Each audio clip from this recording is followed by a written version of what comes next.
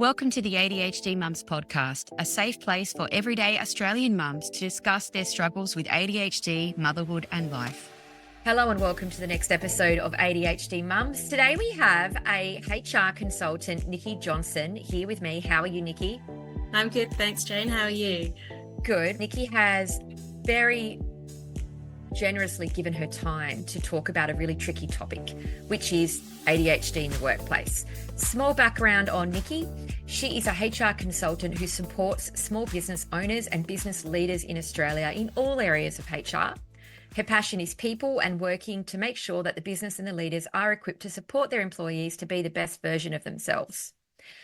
Top it all off, Nikki is a ADHD mum. She has 2 kids and she was diagnosed with ADHD last year at 45. Just revealed my age. Hey, you write it in the bio. I just read whatever I know. Sorry. It could say she likes snakes and, weird shit. I just read it out anyway. So, Nikki, before we jump in, because obviously I'm very excited to get into the content. We get lots of questions about this all the time. I just want to do a really small background around how you were diagnosed with ADHD, how that felt for you, just to get a bit of an idea of who you are before we jump into just picking your brain. So I've always thought that my son had ADHD, probably from about 3, when all of a sudden he just started attacking me. And my husband was like, no, it's normal. And then he had a guest on before and she was getting these ADHD things coming at her. And I was the same. Through social media. Through social. Yeah. And I'm like, why am I getting all this? And I kept researching more and I kept hearing about ADHD in girls and what it was like. And then I went on Attitude and I went through the test and I was like, holy shit, I've got ADHD. I haven't got postnatal anxiety. I haven't got postnatal depression, which is what happened when I had kids. I just went into an absolute spiral and I was a mess all the time. I just couldn't keep my life in check and I had a breakdown. I think my son was 1.5 years and I was 6 months back in the workplace and I started crying one day and I couldn't stop and I didn't go back to work. And then I ended up having to quit my job. And at that point I was told I had PTSD from a traumatic birth experience. And this pattern was repeating. I was on that verge again after having my second child, exactly the same point. And I did lots of research and I went to see a psychologist who specialized in that area and she recommended I see their psychiatrist. And I started looking into it more. And still now I'm like, oh, that was my ADHD. Oh, right. Yeah, okay. That was my ADHD. So I have massive RSD, so rejection sensitivity dysmorphia, 100%. I used to leave jobs because someone gave me feedback, like normal feedback, and I'd walk away and go, tear up my job, I'm going.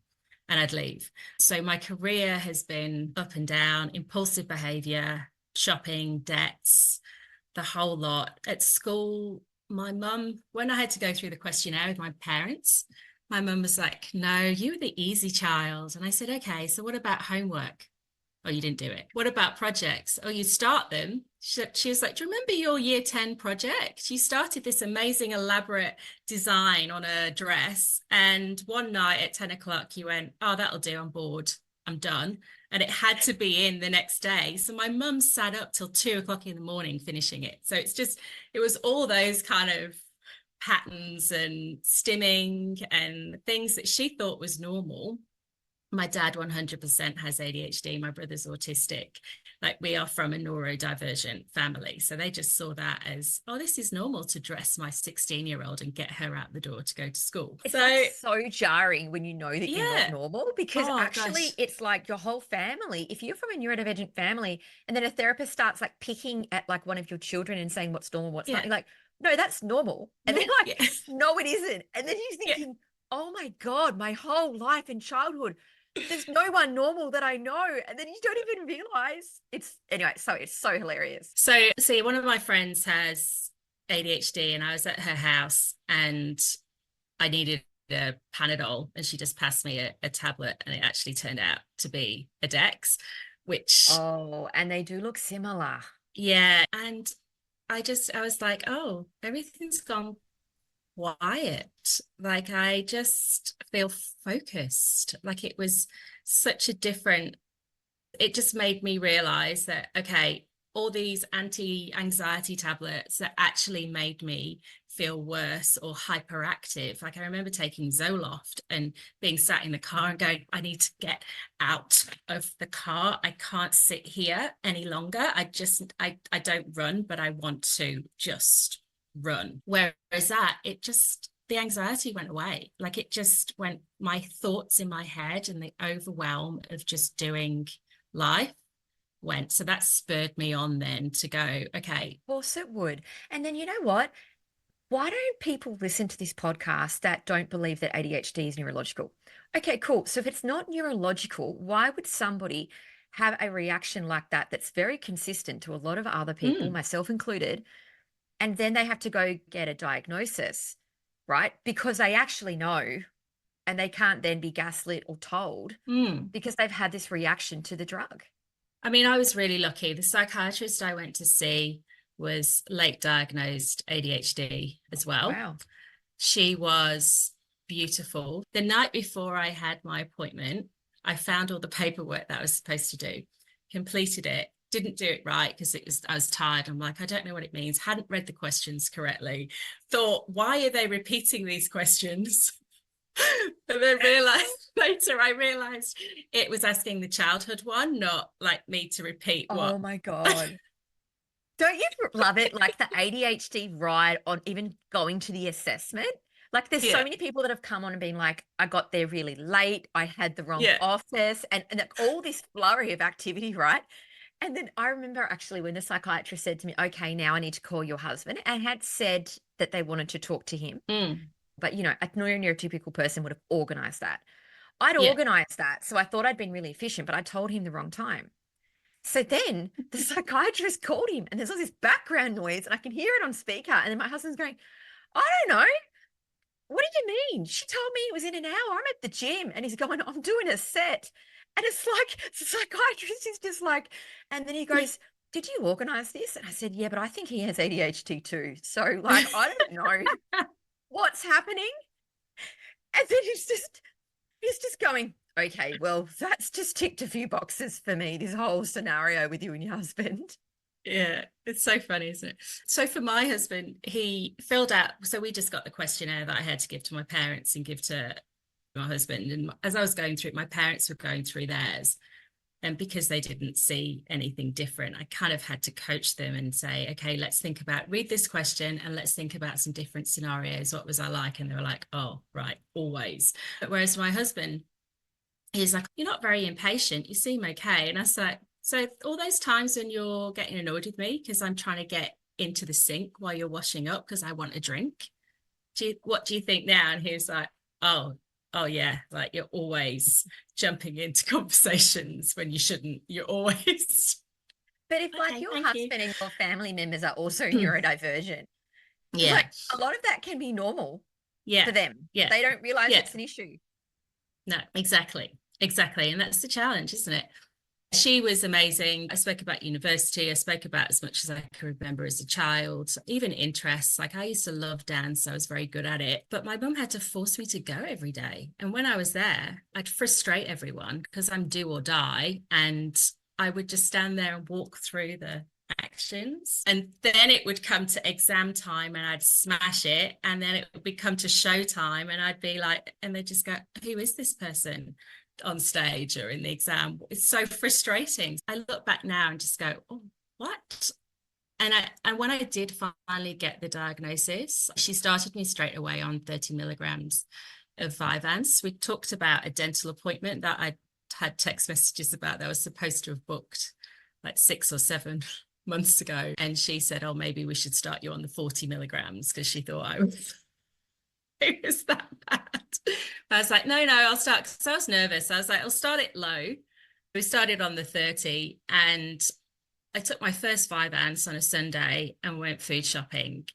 And it was just, I cried. I actually cried in the supermarket because I was like, oh, there's someone in front of me and they're taking ages and I'm not getting really angry Agitated. at them. Yeah. And I'm not overstimulated by all these people talking about what they're trying to get, whilst I'm also trying to focus on my list and what I need. And I came out and I wasn't a hot bundle of stress when I walked out the doors. I was actually singing and happy listening to my music and just like wandering through the shops with my trolley thinking, wow, this is so different.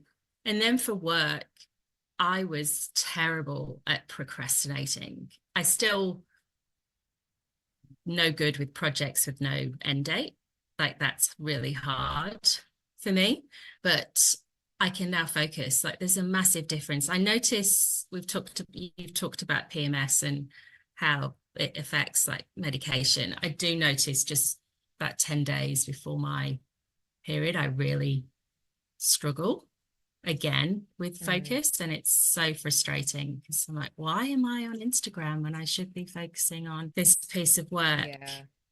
And then you like have it too. So you've experienced focus and then mm, it's like taken again and you're like, mm, what?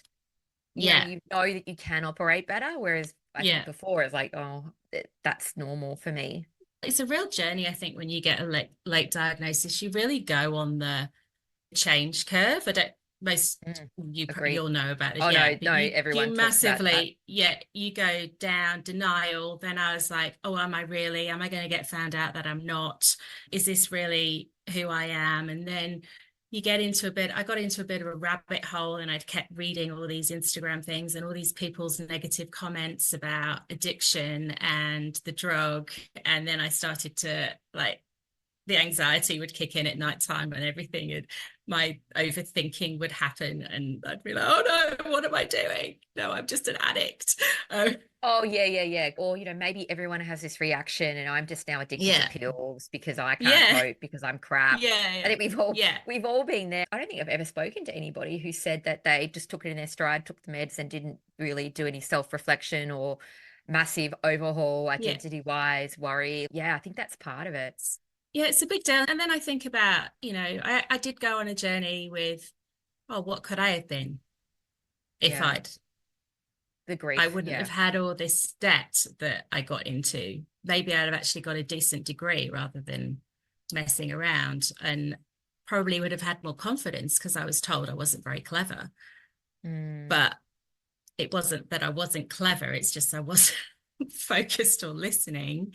And at university, I did nothing. And it was at a time where there was no internet and it was all reading books. Oh yeah, and photocopy My from the dis library. Yeah.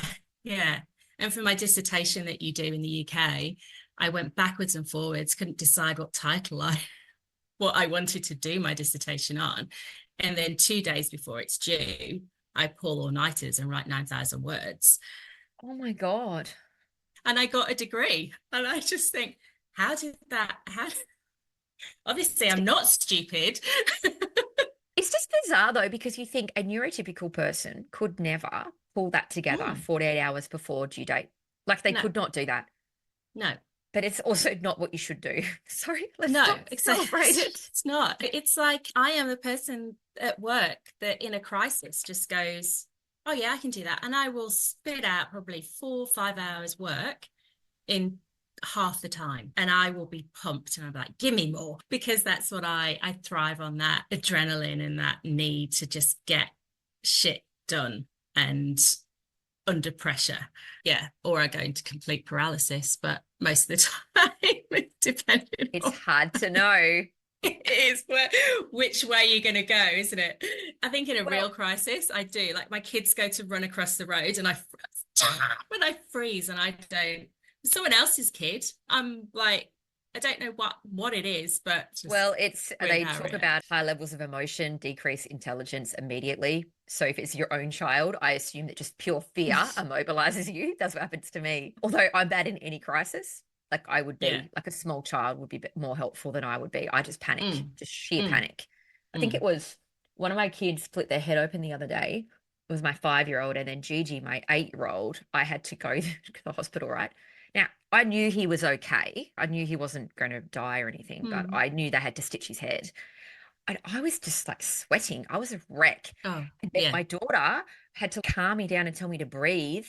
Oh, because bless. I was like, couldn't cope. And then we got there and she goes, I've been looking after mum and it's been hard to my husband. I was like, oh my God, I'm clearly an absolute shit fight. Anyway, Yeah. let's move on. Okay. ADHD at work. So, Yeah. what would be a lot of people ask constantly, and I think it's like the RSD in ADHD, where Mm, you start to take a conversation personally, and then you like mm. ruminate that maybe you've disclosed ADHD and then you don't know, it's a whole thing. So, what would be the major risks of disclosing ADHD or a mental health condition at work? So legally, there is no risks. You're Okay. protected. And I think the only risks I could think of and come up with are what you mentioned is your RSD. It's your own personal thoughts and feelings about it. Or you've got a workplace that doesn't understand it, doesn't want to understand it, or someone that thinks it doesn't exist. So I think it's more the personal journey or the person that you're speaking to and how they react is the risk over actual protections within the organization. You reveal it and you're protected by the Discrimination Act. It's listed as a disability within the Discrimination Act. And as soon as you disclose that you have a mental health disorder, ADHD, autism, you are protected by the Discrimination Act, and your organization, the people that you work for, have to make reasonable changes to your working conditions. They have responsibility to do that. Wow. Okay. I'm just loving this. Could we go through like a quick example of someone of a reason why you would disclose and how that could work out Yeah, positively? obviously it's a personal choice and it depends on your job. And it depends on what's going on for you in your job. Personally, I disclosed straight away as soon as I went on the journey. I disclosed, but I work in a very safe, secure environment for an amazing person. But I have seen it go wrong. It might be things like I think about my past reviews when I was undiagnosed, and I would always get feedback that my prioritization skills are terrible, my time management skills are terrible, or think about what you're writing in an email. Don't be so impulsive. I didn't know I had ADHD, so I'd work on it. But if you do know, and it just gives you that open opportunity to turn around and say, I have ADHD and this is how it shows up for me. These are the changes and this is the support I need. I feel overstimulated in the workplace some days because of the noise, or I need focus and I can't get that. And the lights are too bright and there's too many smell, all the things that might trigger your overstimulation. I have RSD. If you turn around to me and say, can I have a minute? My head goes into, oh shit, what have I done? What have I done? Why do you want to talk to me right now? And it's probably positive, but that's just what can happen. Saying to someone with ADHD a lot of the time, have you got a minute to chat, is probably the worst thing. So I need context when you want to talk to me.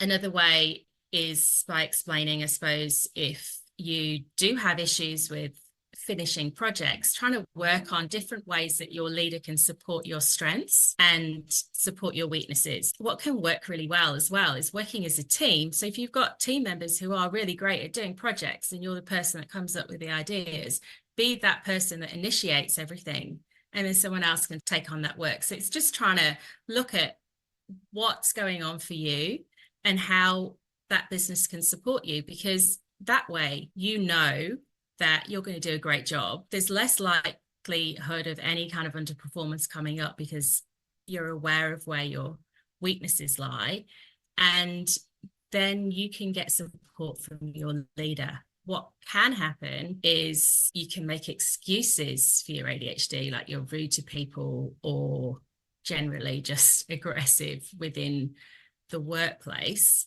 This is where the challenge can be, because you can't really blame and victimize. You have to be responsible for your actions and apologize and try and find ways to change that. But a workplace also has to protect people from that kind of behavior as well. And what I've seen a few times is, and this is more males with the impulsive, aggressive and hyperactive behaviors, they can get quite hyper-focused and find themselves getting into a hole.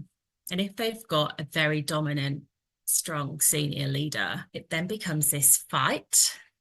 Yeah, And because it's not ADHD people repairable. don't want to be told, and they will hold stubborn a lot of the time. So, wow, Yeah. that would be a bad combination. Yeah. So look, majority of the time it goes well, and it has to go well because they have to make reasonable changes. There's so many parts of Fair Work and the Discrimination Act, as I mentioned before, that protect you because it's listed as a disability. So another thing that happened this year, has been so many employment law changes. Sometimes it's really hard to keep across them at the moment. In December 2023, Work Health and Safety Act changed, and psychosocial hazards was included as part of the WH&S Act. So it's not just about now having a physically safe environment to work, it's about having an emotionally safe environment. And that means looking at job demand, having job descriptions and expectations set so you're clear on exactly what you need to do, so there's no ambiguity about what I need to do and things that might create stress. And it's also about having an inclusive environment where people feel safe to come to work, and happy to come to work. And again, reasonable adjustments need to be made. In New South Wales, for anyone that's in New South Wales, Black Dog Institute, we're doing free training on this, on the new psychosocial hazards, and along with how to address mental health in the workplace and how leaders can have those conversations, and also how to have those conversations with your leader as well. So it's a really good positive change. I also think after COVID, there's been a real blur now between home and workplace. So many people were working from home. They had kids home, they'd be on meetings and kids would be in the background. And it just created this situation where work is now almost an extension of That hasn't been good. It has been bad, but what's been great about that is people have been able to start bringing their whole selves to work. I mean, I worked in the 90s and 2000s, and I remember being told, oh, you'll never get far in this business. You're way too dizzy and overbearing. Right, you need to calm that down if you want to be someone in this business. And I remember all of a sudden coming into work and being serious. And then that kind of bled into my personal life as well. So I was a different person in work versus home. Whereas now I feel that offices are bringing in this whole, you can be you. Yeah, I hear you. I hear you. Yeah. Because then that's got such a massive toll if you have a work personality that you must put on part-time, full-time. Yeah. And then that's not who you are, but that's who you think you're supposed to be. And then you have to take that on and off. That's weird. That's really hard, actually, when you put it that way. Yeah. And that's what it's like, I suppose, if you're not disclosing your ADHD as well, is that if you're hiding and masking, how stressful can that be for you? If you're spending your whole day pretending to be someone you're not, that's where depression and anxiety lives. That's where that lives. Long-term masking. I think you said before that you had been diagnosed with PTSD and postnatal, and a lot of people, women that are diagnosed with ADHD have 3 to 4 other diagnoses before that. And then it's like a mixing pot. You don't actually know what's what at that point. Yeah. We've got some positives of disclosing. I think they're great. You talked about the legislation differing in each state. Have we finished on that question, or did you have more to add? In regards to each state, the legislation is pretty much the same across the board for most employees.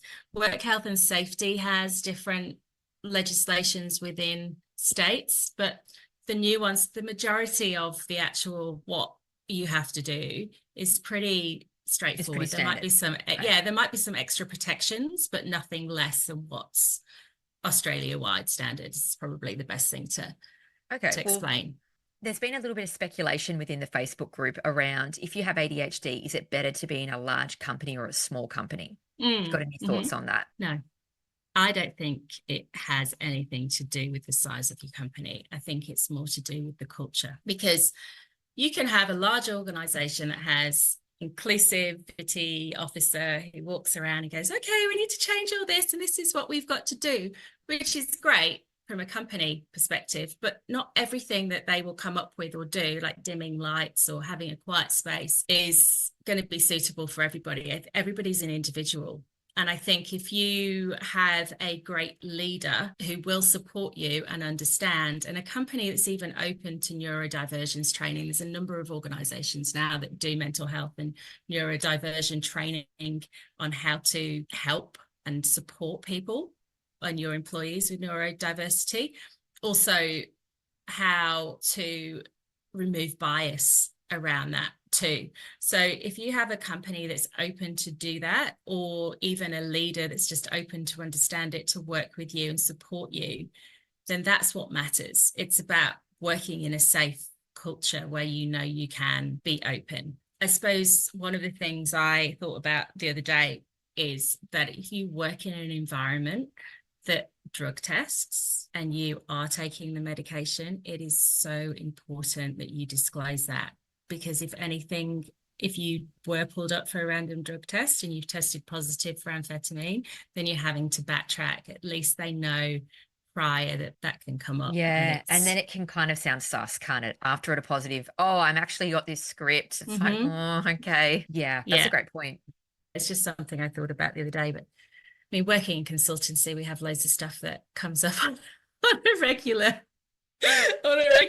basis. All the weird and wonderful things of HR come our way. I'm going to keep going with some questions in the Facebook group, because I love the questions that people write in. If you're not in the Facebook group, you should jump in, because I often say what guest is coming up and then people like to comment, which I love.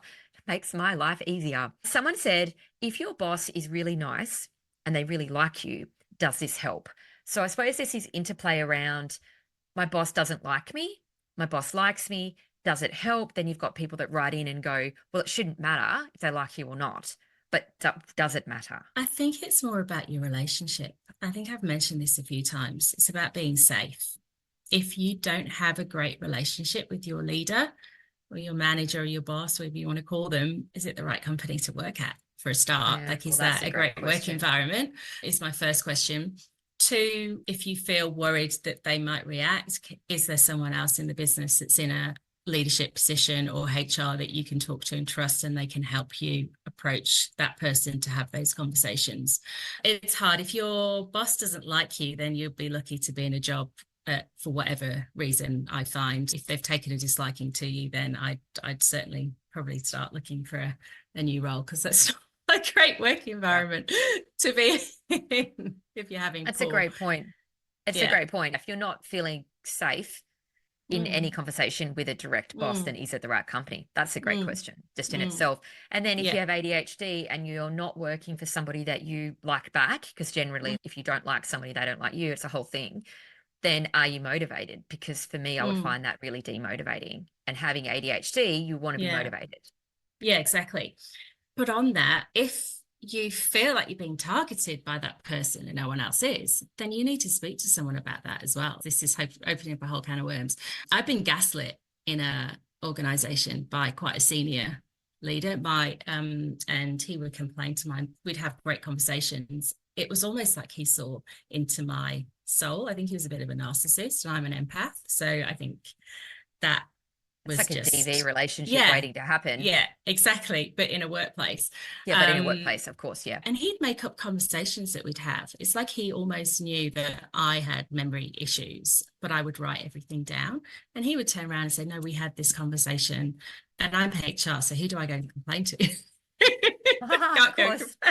Of course. So I was the head of HR at the time. It's just things like that. If that is happening and you feel like that's happening, then you've got to report it. And if it's someone really senior, like a CEO, and you don't have anyone else to go to, then it's time to get out, because that's not going to change. But if it's a middle manager, you need to take that further, I think, is my thought on that. I was also thinking about red flags after you've disclosed as well.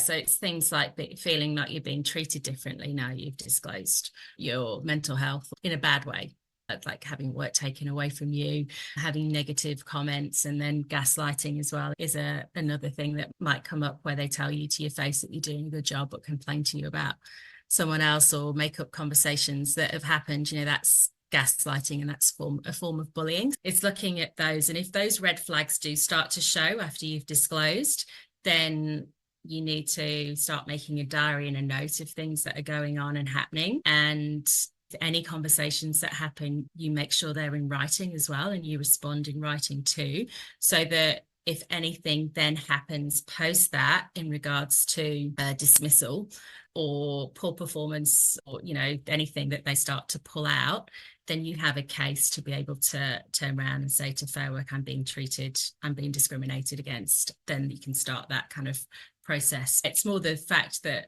I suppose, if people just start to be a bit sort of weird towards you, Yeah, but see, this is the part that I think is really hard, because we talked about RSD. So it's like you go and you do it and you build yourself up and you say it, and then the person doesn't react the way you think they're going to, or you know, maybe they don't know what to say. A lot of people don't know what to say, so they say the wrong thing. And then you feel like you're getting targeted, or are you just being managed the way you always were, and it's all in your head? It's really hard. I have an innate, so I get emails sometimes and I get a reaction to that email. And that's my RSD. I'm reading between the lines, 100%.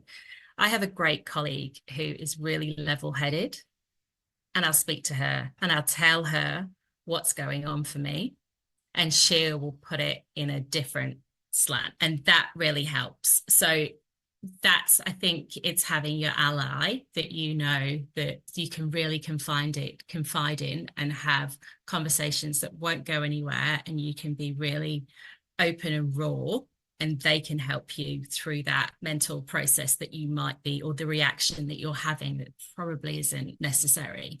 And then if it is, or they go, oh, well, that's a bit weird, I've not seen them treat you like that before, or that's when it would be, okay, I'm not going crazy, I need to start addressing this. Yeah, or, you know, like creating that paper trail possibly, or I was going to ask, when you talked about the positives to disclosing, you talked about that you could ask for some accommodations. I think that's great. Let's just imagine that you disclosed, and then your boss or someone at work has gone, oh, okay, cool, that's good to know. And then you've kind of like sidled up trying to like, oh, maybe we could have some accommodations, and you've been kind of like shot down, or kind of like quiet, that kind of vibe, and no one really wants to talk about the accommodation. What are some things that you should be able to ask for? Flexibility is a big one. So that's for disability and working parents. And especially most of us have got kids with ADHD. So we need flexibility. And flexibility can look like working from a different location a few times a week. It can be working different hours to accommodate appointments, or just because you work better in a morning, so you'd rather be in the office at 7 a.m. till 4 p.m, or you like to go to the gym because the exercise really helps you with your mental health, ADHD, autism, just making sure that you can do that so that you can come to work and be productive, because that's really helps you release and do, or a lunchtime session or whatever it is. So it's just really looking at those reasonable adjustments that doesn't put pressure on your team to have to do the work, that doesn't mean someone else has to stand in to do your job. And most of those are reasonable, I would say, in regards to when work actually gets done. If you're a shift worker, it becomes really hard. And if you're in a customer service role, or retail, or nursing, or medical profession, again, those things are quite hard to change. But again, it's just looking at having a think about, what do you need to support you? And is that actually 38 hours a week is really tough, but I know I can do my job in 35. Can I have an extra 3? It's kind of being proactive, understanding what you need, putting it forward in writing. Again, another employment law change that happened last year is changes to flexibility. A company now has to have a conversation with you and try and work out how it's going to work. And if what you've asked is too much, then trying to figure out where you can meet in the middle. It used to be that it could be declined on reasonable business grounds, and that's tightened a lot, and there's a lot more restriction around that. So from an employee perspective, that's really great, because if you request to work from home and you can do your job because you have a quiet space and a laptop and a mobile phone like most of us do these days, it can happen. Like, why can't you, if you've got good internet, we've done it, we've proved it works, make it work. To turn down that kind of thing becomes really hard from the employer perspective. And then I suppose as well, taking responsibility, which is what you talked about earlier. Mm. So not using ADHD as an excuse versus this is what will help me, these three things here. Yeah. If I could receive those or have those, whatever the words are, then I would be able to be more productive. And then you would need to hold up your end of the bargain. Yeah. You would then need to pick things that are going to actively help you perform and then perform. You can't then, after the accommodations, I would imagine this would piss someone off. After they give you the accommodations, then start going, oh, well, of course I didn't get that done because I have ADHD. And I suppose as well, that kind of like gives the bosses and the workplaces a bit of a nasty taste in the mouth, because then the next person that comes through that discloses that is really legitimately trying to do their best may then have bias against them. It creates the thing called unconscious bias. So you don't think that you have that bias, and then you start to have reactions to things, or not, or through the recruitment process turn around to someone and go, oh, we don't like them because of this, and it's probably because they remind you of someone else or something that's happened. But there are also small changes that can be made as well. It's like saying, I find projects really hard that have no end date. So my manager has this really great thing where I'm turning around, and if I've like 2 weeks later, I'm still going, oh yeah, I'm still just working on this work for this client. They didn't say it was a rush, and it just keeps going down my to-do list. She'll just turn around and go, okay, that needs to be done this week for billing purpose. I like I know what she's doing, but I'm like, oh, cool. Yeah, okay, I'll get it done. I'll get it done. So she'll give me deadlines if there is no deadline. That sort of stuff. We've got this really great relationship where she knows what happens for me and where things go wrong. If I'm having a moment of overwhelm, which usually happens around my period, I don't know where to start. Oh my God, my to-do list is massive. It's all urgent. We will have regular daily catch-ups where she'll say, what's on today? And we'll go through it. And then it takes 5 minutes to do a morning roundup of my day. And she'll say, is that really urgent though? Because everything to me, I have no triage. Like, it's all urgent, all has to be done. It all has to be done now. And she'll talk me through that. Again, that's someone helping you with what needs to be done versus what doesn't need to be done right now. And the same with knowing if you sit in your emails all day, getting someone just to give you some help around that. Or if you talk too much in a meeting, having a safe word to just give you that self-awareness again. Or knowing that you think that if you're doing a brainstorming meeting and you think better on your feet, creating an environment where it's okay for everyone to stand up, or to stand up and move around the room if that's what you need. So it's just having those kind of like an agreement between you and your leader around what helps you be really effective in your day-to-day, and just having that honest conversation. We're really pushing in regards to leadership now anyway, that those one-on-ones and those conversations about well-being are the most important things you need to have with all employees, because you just don't know what's going on with someone's life, and you need to know what's going on, because that affects performance if they're not feeling comfortable and open to talk to you. It is like anything that pops up where you go, this is real struggle, have a chat with your leader, talk about what you need, talk about it with your team, come up with some kind of plan and an idea, and take it from there. I was actually going to add in there something that someone did for me once. I'm known for being a bit of a sledgehammer. I'm very direct. And I actually love it when people are direct with me. So it doesn't occur to me that people don't enjoy direct communication. I've been in trouble with it many times at work. I had somebody pull me up on it and teach me how to reframe what I'm saying. So, for example, we had subcontractors and they would all want the work because they all want to get paid. And there'd be one that's like really good at one thing, but he always wanted more work. But he was only good at one thing. But he'd always end up with all the jobs. And then I'd be so frustrated with him, and then like just threaten violence basically at the end of this whole thing. Anyway, this person came to me and said, instead of saying, I can't give you the work because you're crap and you won't do it, and just sledgehammer him, and then he hates you, why don't you just say, hey, I just want to leave you in this particular field doing this particular thing to free you up to make sure you've got the time for the next project. And I was like, oh, I've never occurred to me. And it's like that retraining, just that little, because it's still direct. It's a direct conversation. I'm not fluffing around. I'm just making it a positive conversation as opposed to a negative. And that had honestly never occurred to me ever. You need people, you need to surround yourself with people like that, I feel. I remember someone complained to me about an email I'd written. I'd had emotional response and I just went, oh.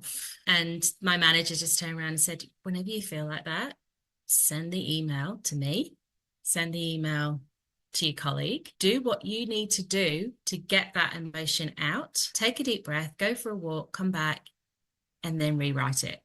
Like, then approach it. Yeah. Do not everyone react needs on emotion. That person.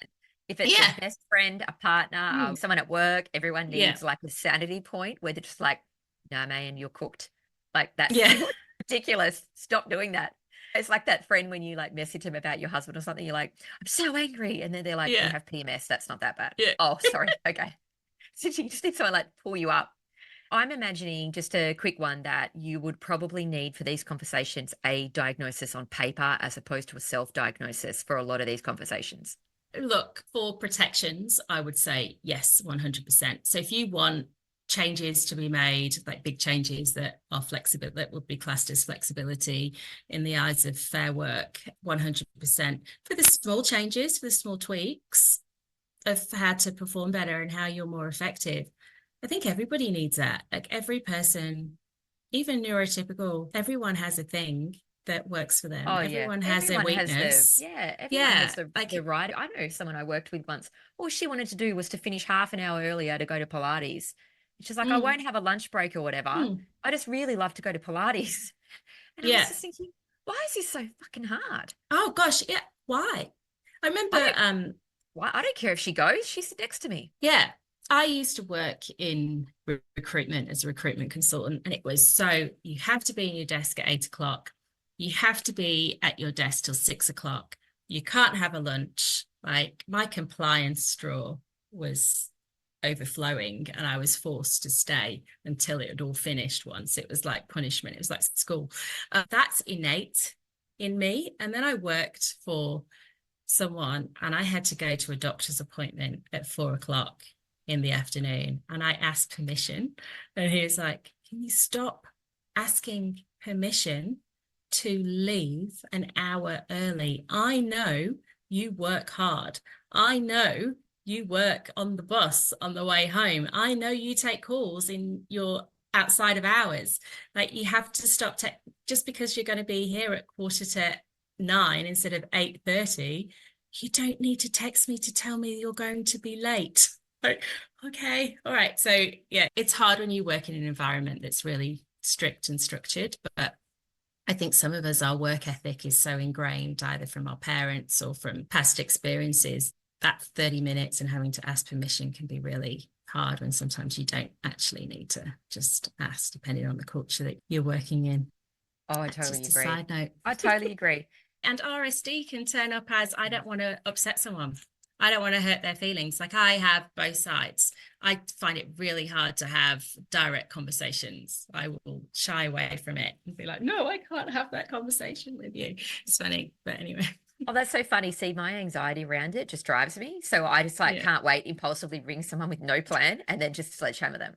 And then I'm like, that felt like something I could have done differently.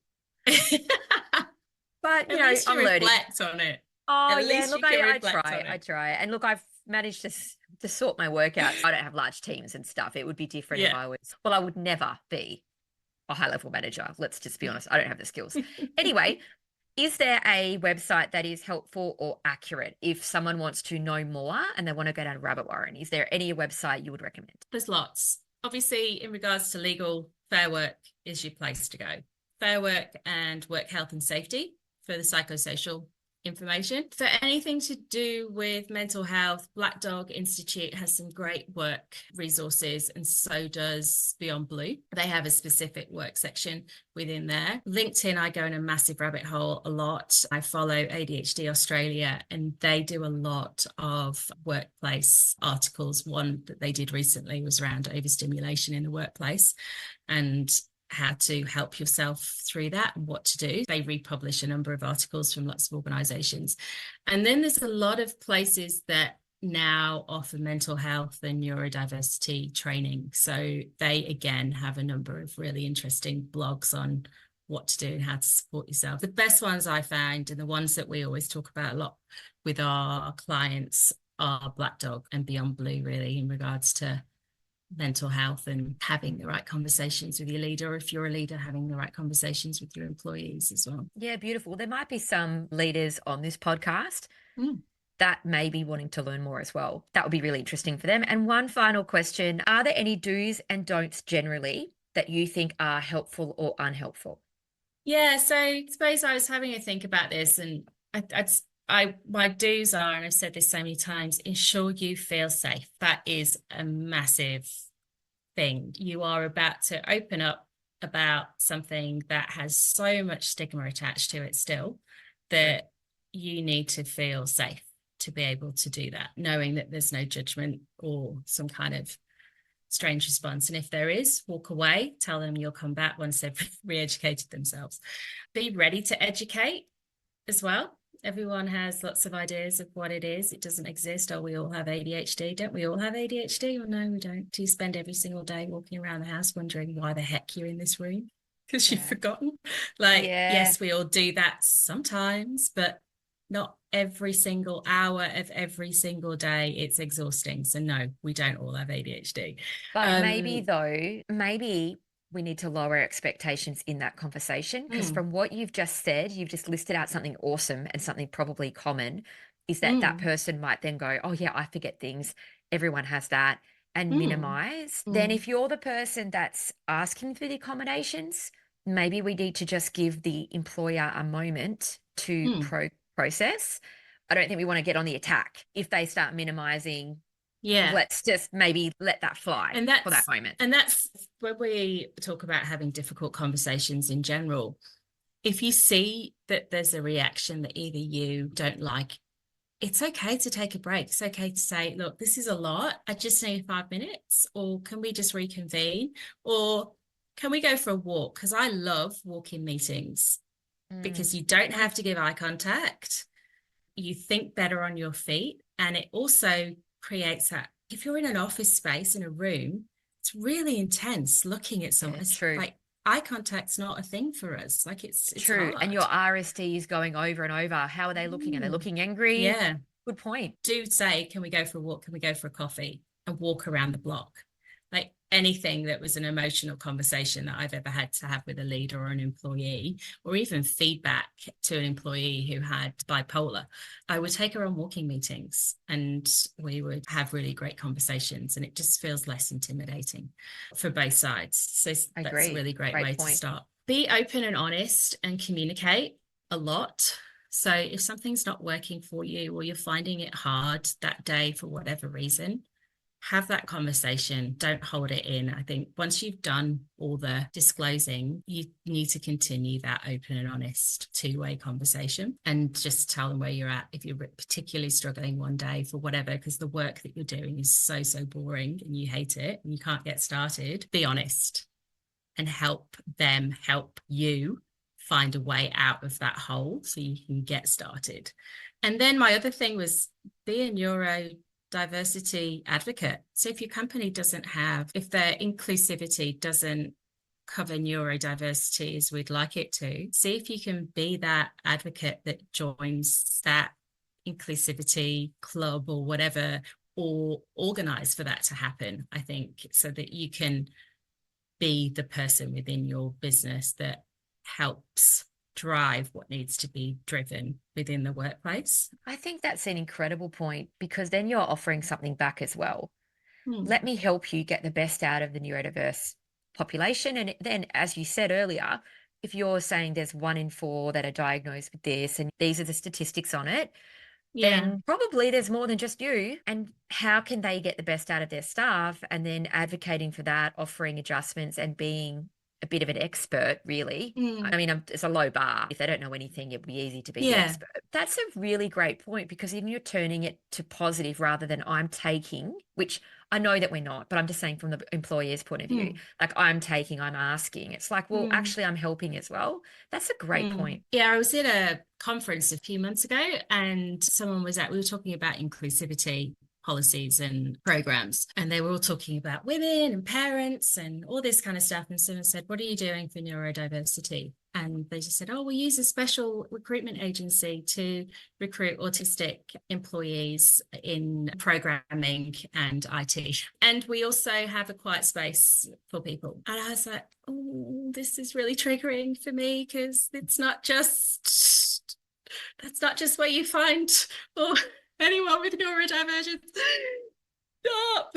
So yes, there's a lot of education that needs to be done. And I think if you can be that person that turns around and says, hey, I work in HR and I'm neurodiverse. Hi, I work in marketing and amazingly, I'm really creative and I have ADHD. Do you know something really interesting that I know this is off topic, but we're about to finish. I just had to tell you, because it does my head in, right? I go to the netball, and I won't say what club, but everyone will guess because it's what area I live in. They're really nice and they try very hard, but they're so uneducated. So they go on about inclusivity constantly, right? And about how they're so inclusive. And that's lovely. And I love to go to the netball games, and I take my kids who have sensory processing. And so they have a sensory room, right? And that's lovely. But when you go into the sensory room, which I would like to go into the sensory room, what it actually is it's like decked out with all this like kid stuff. And so when you go in there, it's a sensory room, but I think they think it's just for kids. And so then you get kids that have all kinds of neurodiversities running around, burning off energy because they've been sitting at a game. The parents take them there to run them out, kind of thing. So then when you go there needing a quiet space because it's a sensory room, actually it's worse than outside. But they don't seem to understand that it's, Yeah. But then I suppose it depends on what do you think a sensory room is, because if you've got kids that are hyperactive that are sitting in a game, they probably do need to run. But then I'm looking at it like, isn't this also for adults that need a quiet space? What's it advertised as? Just a sensory room? It says sensory room, and it prides itself on inclusivity. Right. I assume it thinks it's for neurodivergent children because it's like a children's play area. Yeah. With a screen on mute, so you can't hear the commentator. And I'm just there going, I'm just so confused by this whole thing. Like, sounds like it's a kids' play area, not a sensory room. And then I just think, why do I leave my kids at home when I could put them in here? That's weird, isn't it? Anyway, Nikki, thank you so much. This has been so informative, so well done. And I think it's also been really general in that most people could apply it. It's like specific, but also general, and I think really applicable. So thank you so much for your time. I appreciate it. The key message here is you are not alone. Thank you for listening. If you enjoyed this episode, follow us on Instagram or head over and join our amazing ADHD Mums Podcast Facebook community. Everything you do matters and helps to spread the word about what neurodiversity in females looks like.